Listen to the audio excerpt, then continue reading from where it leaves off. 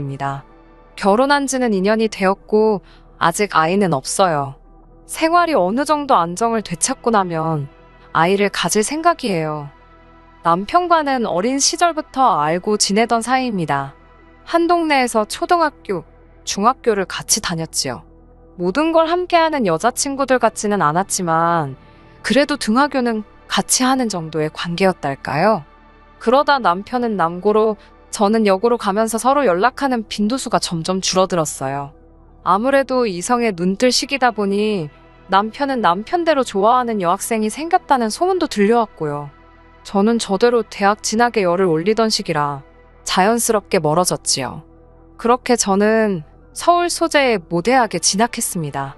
목표하던 대학은 아니었지만 그래도 사람들이 어디 다닌다고 하면 좋은 데 다니시네요 소리는 나오는 정도의 학교예요. 혹시나 아는 사람이 제 사연을 들으면 곤란할 것 같아서 구체적으로 밝히기는 어렵네요. 아무튼 그렇게 대학교에 들어가고 얼마 지나지 않아 남편과 우연히 다시 연락이 닿았습니다. 사실 대학에 들어오면서 제가 개명을 했어요.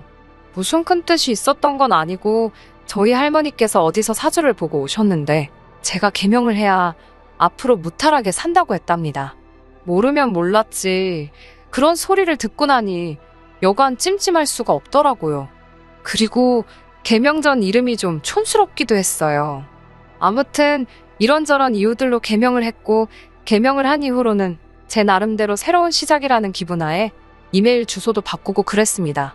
핸드폰 번호도 바꾸었고요. 상황이 그렇다 보니 여러 친구들과 연락이 끊어지게 된 것도 있어요. 남편도 그들 중 하나였고요. 그렇게 잘 지내다가 대학교 3학년 여름방학이었을 거예요. 갑자기 옛날에 쓰던 이메일을 한번 확인해보고 싶더라고요. 그리고 그 메일함에서 몇 년 전 남편이 저에게 보냈던 이메일을 우연히 발견했습니다. 문득 안부가 궁금해졌고 그래서 잘 지내냐고 메일을 썼어요. 솔직히 답장을 받을 거라는 확신은 없었습니다. 그래도 왠지 설레기도 하고 기다려지더라고요. 그리고 이틀 뒤 남편으로부터 답장이 왔습니다. 그렇게 저희는 다시 연락이 닿았네요. 그렇다고 저희가 바로 사귀기 시작한 건 아니고 그 이후로도 몇 년 동안은 평범한 친구 사이로 지냈습니다. 비록 떨어져 지냈던 시간이 있긴 하지만 그래도 서로의 어린 시절을 기억한다는 공통점이 있어서 그런 건지 언제 만나도 마음이 편하고 말도 잘 통하고 그렇더라고요. 정말이지 각자의 연애를 진심으로 응원해 줄 수 있었을 만큼 서로에게 좋은 친구였네요. 그런 남편에게 사귀자는 소리를 들은 건 지금으로부터 4년 전이었어요. 저는 처음에 남편이 취해서 주정을 부리는 줄 알았네요. 하지만 남편은 이후로도 몇 번이고 사귀자며 저에게 다가왔고 이러나 저러나 이 우정은 끝났다 싶은 제가 그래 한번 사귀어보자 했습니다. 그 연애가 이렇게 결혼까지 이어질 줄은 그때는 몰랐네요. 친구로 지낸 시간이 길었기에 남편에 대해서는 모르는 게 없다고 생각했습니다. 하지만 연인으로서 그리고 지금은 배우자로서 남편과 많은 시간을 함께 하게 되니 그동안 남편에 대해서 제가 몰랐던 것들이 참 많았다는 사실을 알게 되었네요. 특히나 남편과 시누이의 관계를 알게 되었을 땐 너무나 충격이었지요. 남편에게는 3살 많은 누나가 있습니다. 저도 어려서부터 한 동네에 살았으니 시누의 존재는 진작부터 알고 있었고요. 하지만 나이 차이 때문인지 남편과 달리 시누와 친해지는 건 쉬운 일이 아니었습니다. 그 시절에는 굳이 노력해서 언니와 친해져야겠다는 생각도 못했고요.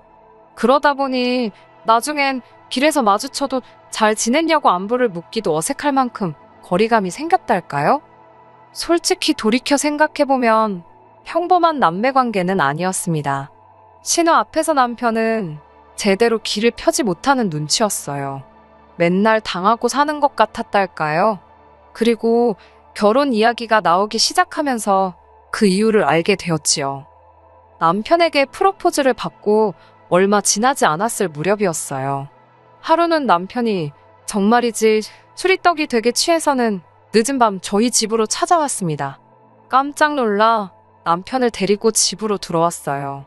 그나마 친정 부모님께서 부부 동반으로 여행을 떠나셨던 상황이었기에 망정이지 하마터면 정식으로 인사를 시키기도 전에 못 볼 꼴을 보일 뻔했다는 생각이 들어 걱정은 고사하고 남편에게 정말 화가 많이 났었네요. 하지만 전 남편에게 화를 내지 못했습니다. 남편이 저를 붙들고는 어머니가 너무 보고 싶다며 어린아이처럼 눈물을 쏟아냈거든요.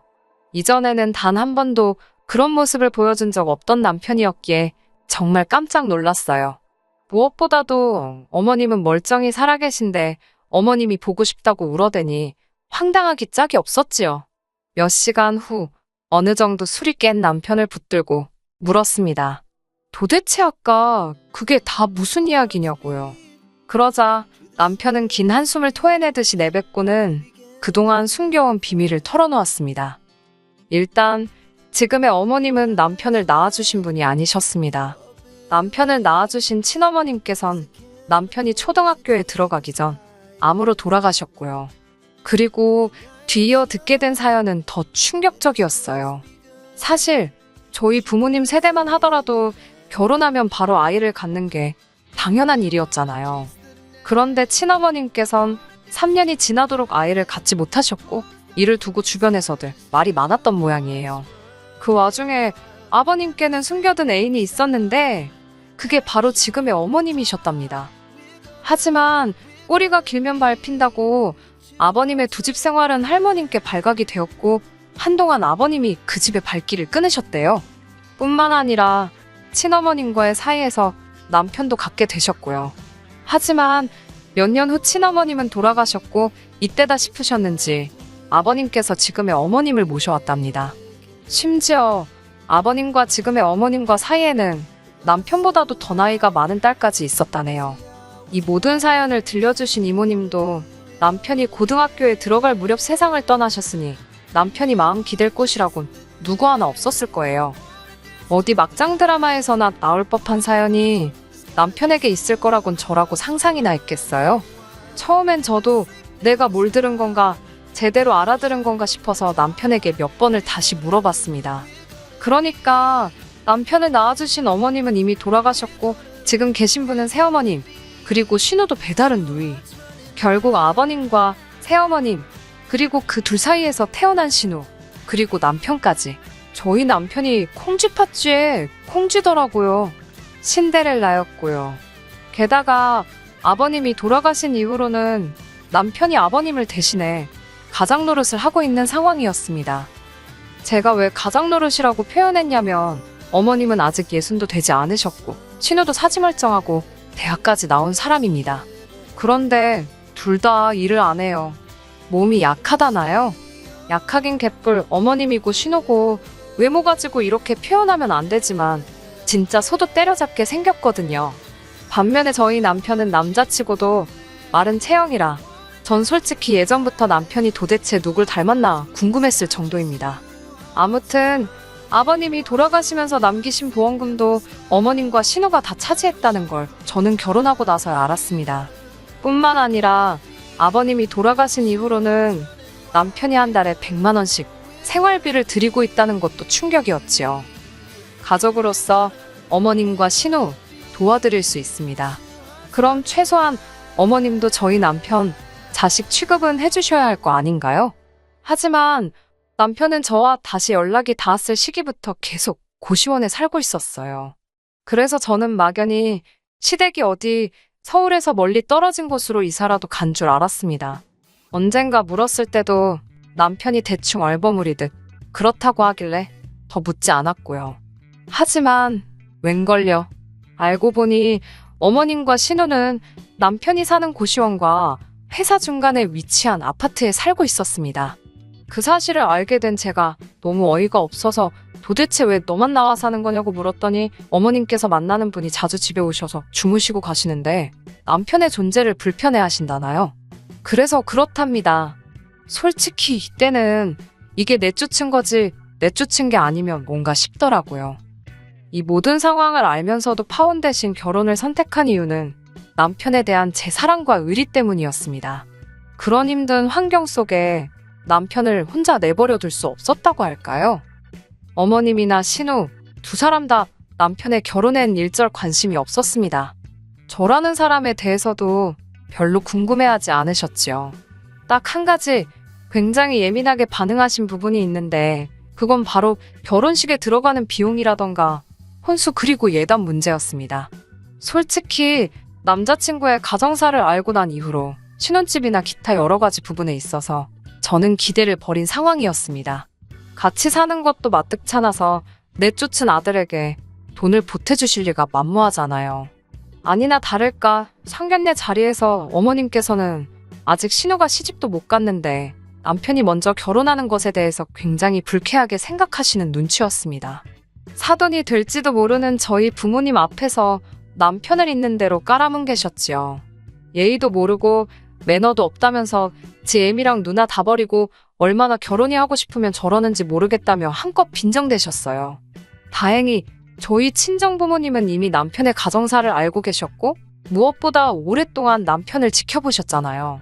남편이 어떤 사람인지는 어머님의 말씀보다는 당신들이 아는 그 모습을 믿어주셨어요.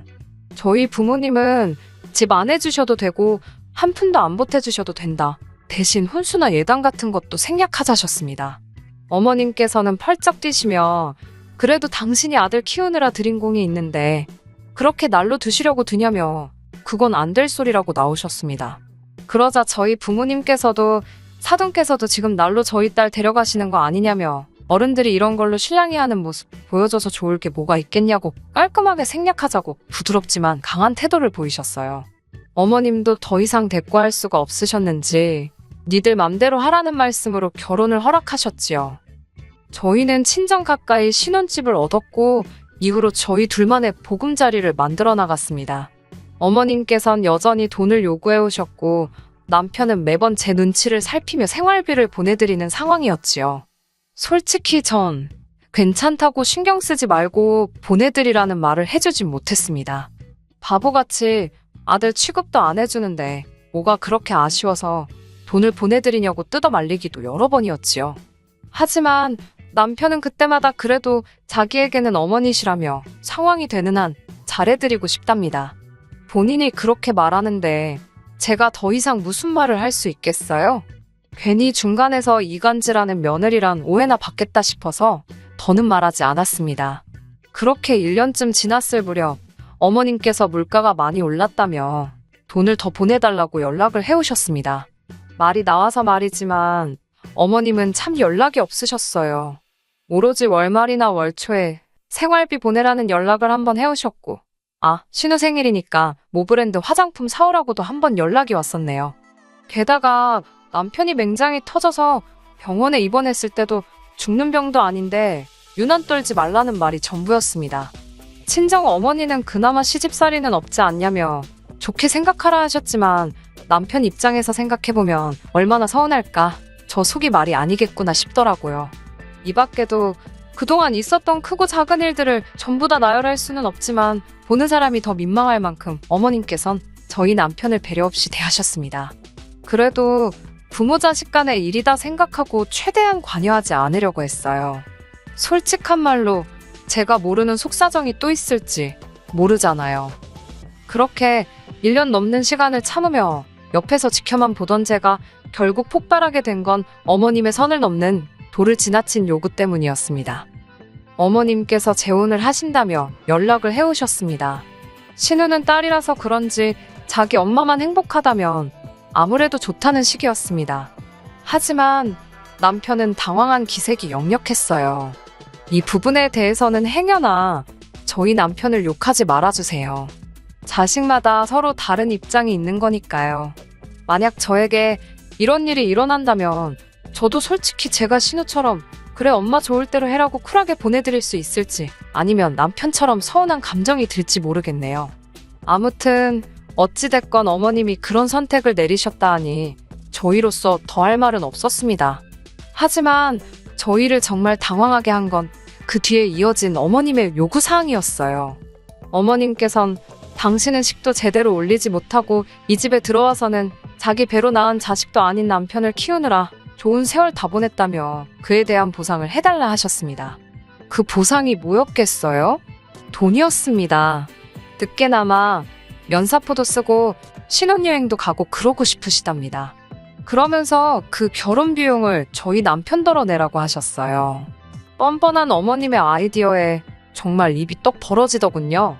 결국 제가 나서서 어머님 그건 아닌 것 같다고 말씀드렸습니다. 그동안 이 사람이 어머님께 보내드린 돈이 얼만지 알기나 하시냐고 계산이나 해보셨냐고 물었습니다. 반대로 어머님께서 이 사람한테 해주신 게 뭐가 있냐고요.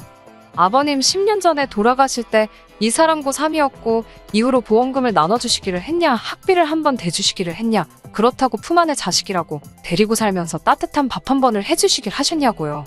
그동안 제 가슴속에 쌓여있던 억울한 심정을 속사포처럼 쏟아냈습니다. 저는 남편에게도 소리쳤습니다. 솔직히 전부 다 말하라고, 당신도 지치고 힘들다고 왜 말을 못하느냐고요. 그러면서 당신이 앞으로 평생을 같이 보낼 사람은 나지 저분이 아니라고, 지금이 어쩌면 마지막 기회라고 어머님인지 저인지 선택하라 했습니다. 그러자 그때까지 고개만 푹 숙이고 있던 남편이 천천히 고개를 들어 어머님과 신우를 번갈아 쳐다보더군요. 만약 어머님께서 우리 아들 사랑한다 하다못해 그 말 한마디라도 해주셨다면 남편은 지금 제 곁에 없을지도 모릅니다. 하지만 어머님께선 모지리 같은 게 어디 지 애미를 그런 눈으로 쳐다보냐며 죽은 지 애미 눈을 똑 닮았다고 악을 쓰시더군요. 저는 그 말을 듣고 정말이지 경악을 금치 못했습니다. 이제껏 제대로 한번 대들지도 못했던 남편도 그 말을 듣고는 눈빛이 돌변하더라고요. 남편은 지금 뭐라고 하셨냐며 그동안 한 번도 보여준 적 없는 경멸과 분노의 눈빛으로 어머님을 내려다보았습니다.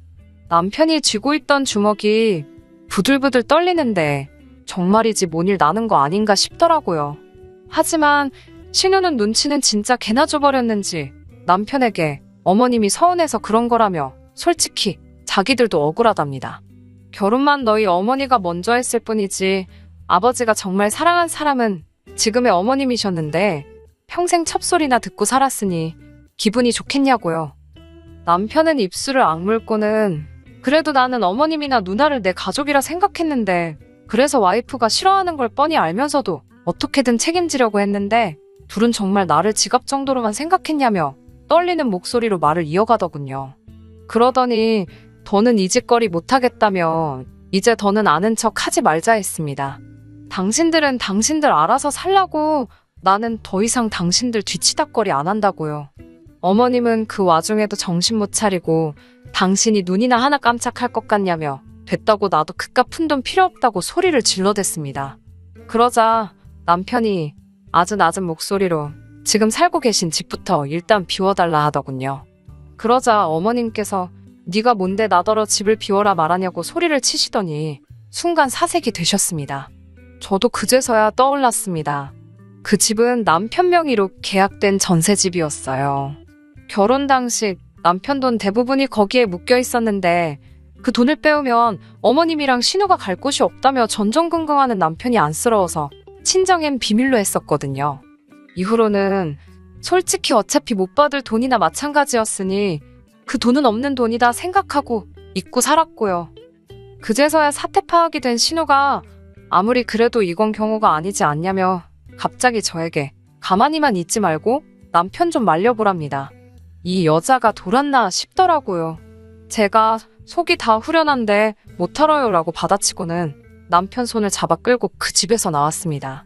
이제 법대로 하면 되니까 더 열불 낼 것 없다고요. 남편이 미안하답니다.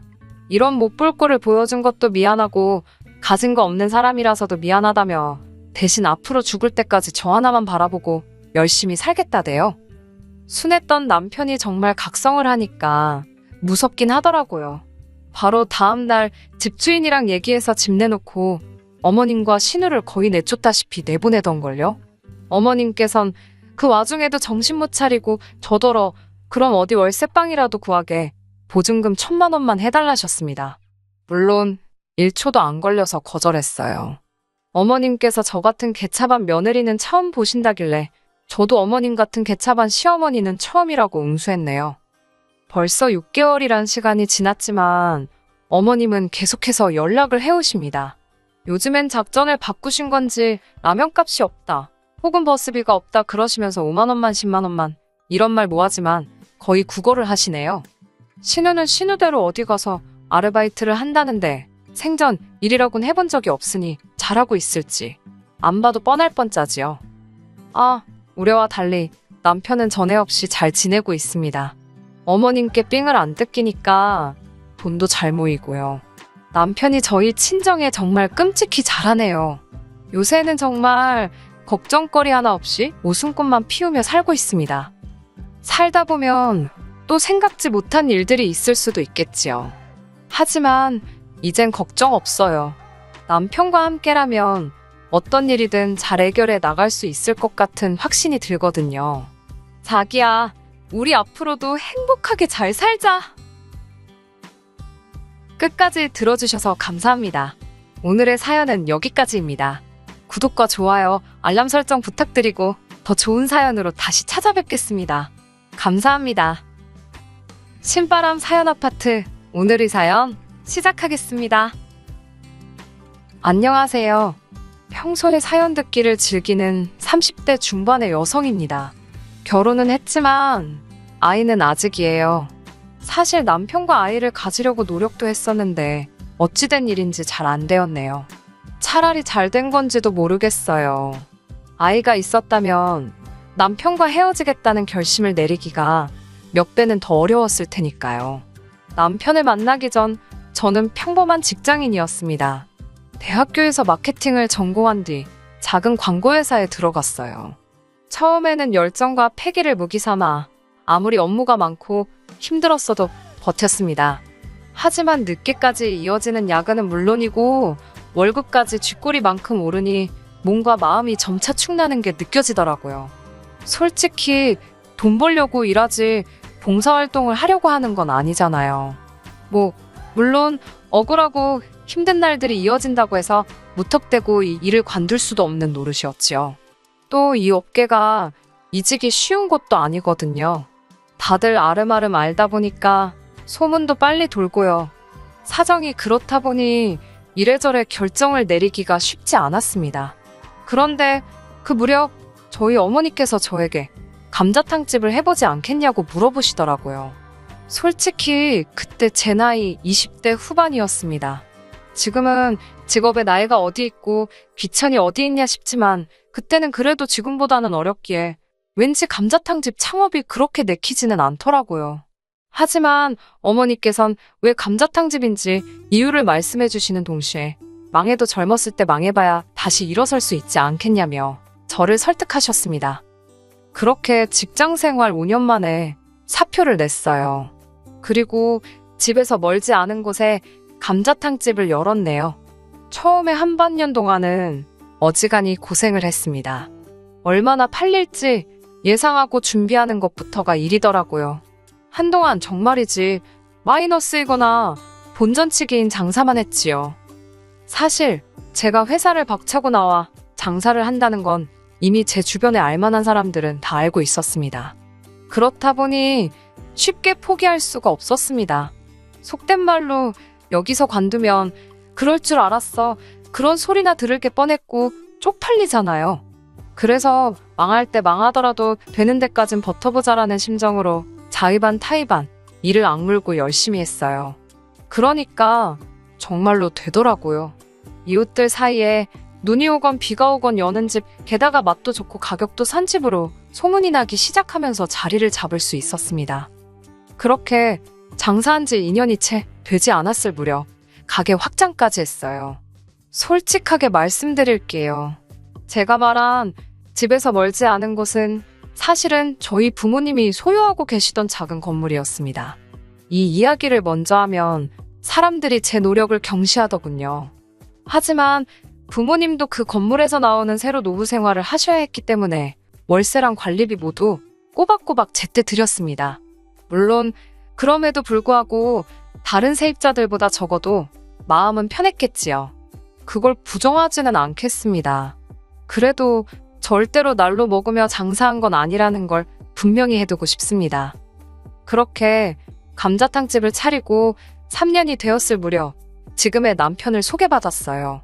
가게에 자주 오시는 단골 손님께서 주선하신 자리였지요.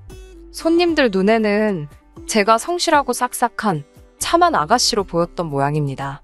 그분이 정말 괜찮은 남자라며 한번 만나보라고 강력하게 추천하셨고, 부모님도 그런 손님에게 싫다 소리는 차마 못하시겠다며 저더러 만나보기라도 하라셨습니다. 그 손님이 워낙 마당발인 걸 알았기에 솔직히 장사하는 입장에서 신경을 안 쓸 수가 없었기도 했고요. 그렇게 만나게 된 남편은 처음부터 저에게 굉장히 적극적으로 다가오더군요. 나중에 알고 보니 저에 대해서 뿐만 아니라 그 건물이 저희 부모님 거란 사실까지도 이미 다 알고 있었던 모양입니다.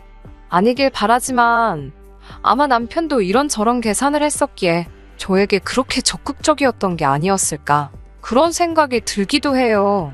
아무튼 그때는 제가 연애를 너무 오랜만에 해서 그런지 남편이 어떤 생각을 하면서 저에게 들이댄 건지는 전혀 짐작조차 못했습니다.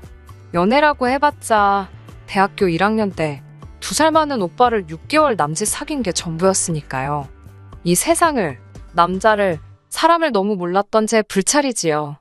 남편은 절 좋아한다, 사랑한다, 결혼하고 싶다, 온갖 달콤한 가머니설로 저를 꿰어냈습니다.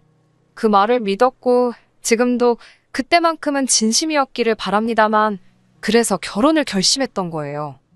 연애하는 동안 둘이 엇비슷하게 지출을 하며 데이트를 했기 때문에 남편의 재정 상황 같은 건 걱정하지 않았습니다.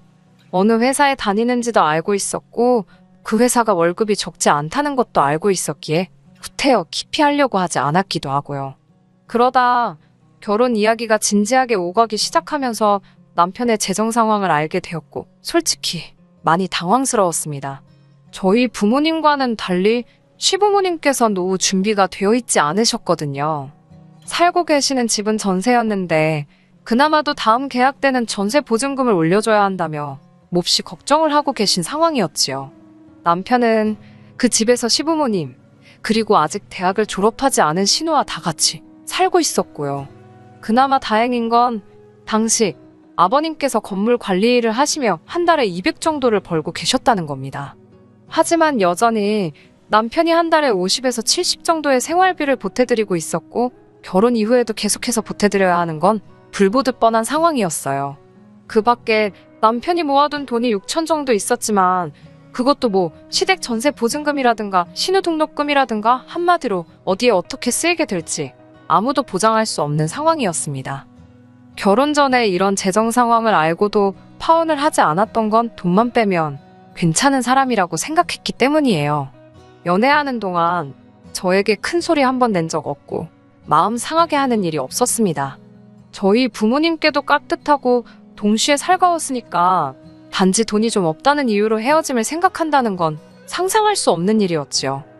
하지만 제가 알고 있는 모습들은 남편의 전부가 아니었습니다. 오히려 제가 보지 못한 많은 면들이 있었더군요. 결혼 생활을 시작하고 나서야 하나둘씩 눈치를 채게 되었고요. 결혼식을 올리고도 처음 한 달 동안은 둘이 같이 살 집을 구하지 못해서 떨어져 지내야만 했습니다. 솔직히 남편이 이거저거 빼고 겨우 3천만 원을 들고 왔으니 제가 7천을 들고 왔음에도 이래저래 여의치 않은 상황이었으니까요.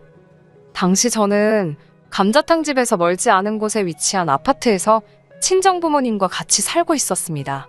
친정부모님께선 당신들이 감자탕 집이 있는 그 건물로 이사를 가시겠다며 이 아파트에서 신혼살림을 시작하라셨어요. 하지만 그건 말도 안 되는 일이었지요. 조금 설명을 드리자면 그 건물은 4층짜리로 1층은 상가로 2층부터 4층까지는 가정집으로 이루어져 있었습니다. 1층에는 원래 제 감자탕 집과 다른 가게가 하나 더 있었는데 그걸 제가 확장하면서 터버린 상황이었고요. 2층부터 4층까지는 각 층마다 2개씩 집이 있었는데 거실 없는 투룸짜리입니다. 친정 부모님께선 당신들이 그곳에 가서 살 테니 저더러 아파트에서 신혼살림을 차리라는 말씀이셨고요. 정말 말도 안 될 일이지요. 나이 드신 부모님께서 조금이라도 나은 환경에 계셔야 하는 게 당연하지 않나요? 결국 부모님과 이런저런 실랑이 끝에 제가 그 투룸으로 들어가기로 했습니다. 솔직히 보증금도 안 받으시고 살게 해주신 것만으로도 너무 감사했어요. 당연히 남편도 저와 같은 마음일 거라 믿었고요. 그런데 이 사실을 남편에게 알렸을 때 남편이 보인 반응은 뜻밖이었습니다. 어떻게 자기와 상의도 없이 그런 결정을 내릴 수 있냐고요. 처음에는 자기가 돈을 얼마 못 가져와서 저희 부모님 건물에 들어가서 살게 된 게 자존심이 상해서 저러나, 체면이 안 서서 저러나, 아니면 죄송스러워서 그러나, 뭐 그런 생각이 들었어요. 하지만 그게 아니라 저희 부모님이 양보를 해주신다 하셨으면 감사히 받는 게 예의 아니냐입니다. 그리고 덧붙이는 말은 더 어이가 없었어요. 어차피 저희 부모님께서 어디 살든 크게 상관이 없으신 모양이라며, 그러면 자기 가족은 4명이고 저희 가족은 3명이니까 양쪽 집이 바꿔 살아도 되지 않았겠냐입니다. 솔직히 전 그 말을 듣는 순간 남편 머리가 돌아버린 줄 알았어요. 제가 제정신이냐고, 진심으로 하는 소리냐고 정말 경멸하는 듯한 눈빛으로 남편을 바라봤던 것 같습니다. 그러자 남편도 아차 싶었는지 그냥 해본 소리라는데, 사람이 하는 말 중에 그냥 해본 소리가 어디 있겠어요? 다 마음에 있는데 자기도 모르게 터져나오는 거지. 그래도 그때는 결혼한 지 2달도 안 되었을 때고 남편도 바로 납작 엎드렸기에 그냥 넘어갔습니다. 남편은 회사 생활의 환멸을 느낀다고 했습니다. 아무리 죽어라 일을 하면 뭐하냐고 알아주는 사람이 하나도 없다면서요. 저도 회사 생활을 해봤으니 남편이 무슨 말을 하는 건지 100번이고 1000번이고 이해를 했습니다만, 그렇다고 제가 뭐라고 하겠어요. 회사 생활이란 게 원래 다 치사하고 더러운 거다. 좀만 참아라. 그러면서도 남편은 접대 회식은 꼬박꼬박 잘도 가더라고요. 한다는 말이 이렇게라도 가야 눈도장 찍고 승진해서 저 호강시켜줄 거 아니냐입니다. 접대 회식이라는 게 아시잖아요. 툭하면 싸구려 향수 냄새에 쩔어오질 않나, 술이 떡이 돼서 들어오질 않나. 하지만 결혼 생활 내내 남편은 승진은커녕 연봉 협상도 똑바로 못하던걸요. 그래도 제일 스트레스 받는 건 본인 아니겠어요? 한 번도 받아오는 월급에 대해서, 남편이 하는 회사 생활에 대해서 이렇다 저렇다 불만을 표현해 본 적이 없습니다. 그런 남편이 지난해부터 회사를 때려쳐야겠다는 소리를 입에 달고 살더라고요. 아내 입장에서 남편이 자꾸 회사 때려친다는 소리를 하니 불안하잖아요. 그래서 제가 회사 관두고 뭐 하고 싶은 거냐고 물어봤습니다. 그러자 제가 하는 감자탕집을 같이 운영하면 어떻겠냐는 거예요. 곤란한 이야기였지요. 이미 오랫동안 같이 손발을 맞춰온 이모님이 계시기도 했고, 사실 남편이 할 만한 일은 딱히 없거든요. 저는 그건 어려울 것 같다고 했습니다. 그러자 남편은 너는 네가 사장이니까 네가 원할 때마다 쉬고 출퇴근 시간도 조절할 수 있고, 그런데 자기는 왜 이렇게 살아야 하냐입니다. 아침 9시면 기계처럼 출근해서 밤늦게까지 술 먹고 하는 게 누군 좋아서 하는 거냐고요. 그 말을 들으니 억울한 거예요. 막말로 회사로 출근하는 거야 출근만 하면 되잖아요. 어찌됐건 8시간, 9시간 채우면 월급은 주니까요. 장사는 해보니까 그게 그렇지가 않더라고요. 밑준비해야지, 뒷정리해야지, 이것만 벌써 2-3시간은 그냥 잡아먹습니다. 하긴 제가 지금 뭐 장사가 어렵다고 하소연하려고 사연을 쓰고 있는 건 아니니까요. 아무튼 남편에게 지금 당장 감자탕집에 당신이 할 만한 일도 딱히 없고 남 부부가 하루 종일 붙어있는 거 좋은 거 같지 않다. 회사를 관두는 건 말리지 않겠지만 대신 뭘 할지 고민하고 정해놓고 관두든지 하라고 했습니다. 그러자 저더러 너무하답니다. 너도 회사 생활 적응 못해서 관두고 지금 장사하는 거면서 자기는 왜 못 관두게 하냐고요. 어쩔 수 없이 남편에게 지금 그냥 관두면 생활비는 어떻게 줄 거냐고 했어요. 솔직히 돈 이야기는 안 하려고 했거든요. 남편 자존심도 그렇고. 그런데 도무지 남편이 똥인지 된장인지 분간을 못하는 것 같아서 어쩔 수가 없었네요.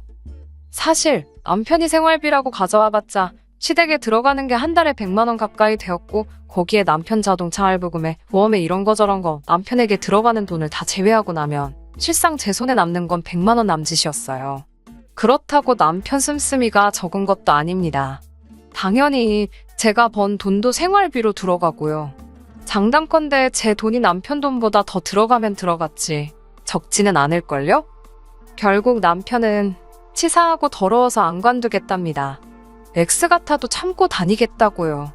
그리고는 한 달 가까이 정말 툴툴거리며 입을 대빨 내밀고 다니더군요. 아니, 회사 다니는 게 뭐 저 좋으라고 다니는 것도 아니고 뭘 저리 유생가 싶어서 꼴도 보기 싫더라고요. 그래도 이때까지는 이혼은 생각 안 했습니다. 그냥 보고 있으면 꼴 보기 싫고 또 안 보이면 불쌍하고. 하지만 기어이 2달을 못 버티고 인간이 지 마음대로 사표를 쓰고 왔더라고요. 본인 말로는 회사에만 가면 숨도 못 쉬고 심장이 터질 것 같고 어질어질 하다나요. 이러다 자기가 죽어도 좋겠냐며 제가 별말도 안 했는데 먼저 고래고래 소리를 지르더라고요. 이미 관두고 왔다는데 타박을 해서 뭐 하겠어요. 저도 속에선 천불이 올라왔지만 알겠다고 어쩌겠냐고 앞으로 뭐 할지나 빨리 고민해보라 했습니다. 그리고 며칠 뒤 시어머니의 호출이 있었습니다. 아무래도 남편이 관뒀다는 이야기를 들으셨으니 이런저런 하시고 싶은 말씀이 있으신가 보다 싶었지요. 그렇게 도착한 시댁에서 생각지도 못한 감자탕집 이야기를 듣게 되었습니다. 어머님께선 저에게 언제까지 네 남편 남의 밑에서 일하게 할 거냐며 이참에 이모님도 그렇고 서빙해 주시는 분들도 다 내보내고 당신이랑 신우 그리고 남편까지 다 같이 해보자 하셨어요. 제 감자탕집을 가족 비즈니스로 키우자는 거예요. 황당하고 어이가 없었지요. 어머님이나 신우가 뭘 하실 수 있냐니까 카운터 보고 서빙 정도는 할 수 있을 거랍니다. 남편더러 당신은 뭘 할 거냐니까 자기가 회계를 맡겠대요. 장부 정리 같은 걸 한다나요. 그러면 주방은 누가 하냐니까 저더러 하랍니다. 음식점은 원래 주인이 바뀌면 맛이 바뀌어서 안 된다며 주방은 제가 지키는 게 맞는 거라나요. 제가 헛소리 좀 하지 말라고 그렇게 감자탕집 일이 하고 싶으면 내일부터 파 다듬고 마늘 다듬고 기본적인 것부터 배우라 했습니다. 어머님도 나오셔서 이모님께 김치 담고 깍두기 담고 하는 거 배우시라고 했어요. 신우도 마찬가지고요. 세 사람 다 설거지부터 서빙까지 1년 동안 해보고 그래도 할 수 있겠다 싶으면 그때 이야기해보자고 했네요. 그러자 어머님께선 지난번에 보니까 니네 엄마는 카운터 보고 있더만 당신은 주방 아줌마 취급하는 거냐며 저더러 그러는 거 아니랍니다. 제가 병원을 가야 하거나 일이 있을 땐 친정 어머니가 가게를 봐주신 일이 종종 있어요. 기껏해야 1~2시간이니 당연히 카운터를 봐주시지 어머니가 주방에 들어가실 일이 뭐가 있겠어요? 남편까지 저더러 진짜 치사빤스라나요? 그러면서 자기는 그렇게 밑바닥부터 못한답니다. 어차피 자기 가게 될 건데 왜 자기가 그런 고생을 해야 하냐입니다. 어이가 없어서 이게 왜 당신 가게가 되냐니까 말이 헛나왔다면서 자기 말은 제 가게가 자기 가게다. 부부 사이에 니 꺼내 거가 어딨냐고 그러는 거예요. 그러더니 진짜 이렇게 자꾸 선 그으면 저랑 못 산답니다. 곤란하다나요? 아무리 홧김이라도 그렇지 어디 어머님하고 신우다 있는 자리에서 이혼 이야기를 꺼내나 싶더라고요. 내 체면이나 자존심 같은 건 안중에도 없구나 생각이 드니까 저도 순간 속된 말로 꼭지가 돈다고 그러죠. 딱 그런 심정이었습니다. 당신 말 잘했다고 나도 당신 성질 부리고 변덕 부리는 거 더는 못 받아주겠다고 갈라서자고 했습니다. 솔직히 지난번처럼 또 납작 엎드리기라도 했으면 저도 적당히 하고 넘어갔을지도 모릅니다. 그런데 지도 꼴에 지네 가족 앞이라고 기가 살았더군요. 똥개도 지 집에선 먹고 들어간다더니 저더러 후회 안 하냐입니다. 후회는 개뿔 막상 이혼 이야기를 내뱉고 나니까 10년 묵은 채증이 내려가는 듯 후련하던걸요. 이튿날 날이 밝기가 무섭게 이혼 전문 변호사를 소개받았습니다. 변호사 말이 소송으로 가든 협의로 가든 저에게 불리할 건 없다더군요. 그렇게 원하는 대답을 듣고 한껏 가벼워진 기분으로 집에 돌아왔는데 남편이 자고 일어난 모습 그대로 거실 소파에 앉아있더라고요. 저를 보더니 갑자기 눈물을 쏟아냈습니다. 제가 변호사를 만나고 온 걸 알았는지 자긴 이혼하기 싫다대요. 홧김에 가진 것도 없는 자기 자신이 불쌍해서 내뱉은 말이라나요. 그러면서 저 하나만 바라보고 산 자기 인생은 어떻게 할 거냐며 저더러 책임지랍니다. 어처구니가 없어서 정신 차리라고 했어요. 생쇼 그만하라고요. 이후로는 한동안 지저분한 시간이었습니다. 양쪽 어른들까지 알게 되셨으니 정말 쌍욕만 안 했지 오만 소리가 오고 간 건 기본이었고요. 아마 시댁 쪽에서도 변호사를 알아보긴 했던 모양입니다. 다만 자기들이 원하는 대답을 듣지는 못했던 모양이에요. 제가 전부 다 여기 세세하게 적지는 못했지만 소송으로 가면 남편이 저에게 위자료까지 줘야 할 수도 있는 상황이었거든요. 하지만 그깟 돈 몇 푼 더 받자고 소송해서 정신적으로 스트레스 받기는 싫더라고요. 그마저도 인생의 낭비 같았고 이 인간이랑 더 이상 얽히기도 싫었고요. 그래서 주고받는 거 없이 협의 이혼했습니다. 솔직히 이제 더는 남자는 못 믿을 것 같습니다. 지긋지긋하네요. 당분간은 하는 일이나 열심히 해서 보란듯이 돈이나 벌려고요. 남편이 이직을 하건 어쩌건 제 알바도 아니고 궁금하지도 않고 아무것도 알고 싶지도 않습니다. 그나저나 나중에 시간 되시면 저희 감자탕집에 식사하시러 와주세요. 꼭이요. 끝까지 들어주셔서 감사합니다. 오늘의 사연은 여기까지입니다. 구독과 좋아요, 알람 설정 부탁드리고 더 좋은 사연으로 다시 찾아뵙겠습니다. 감사합니다.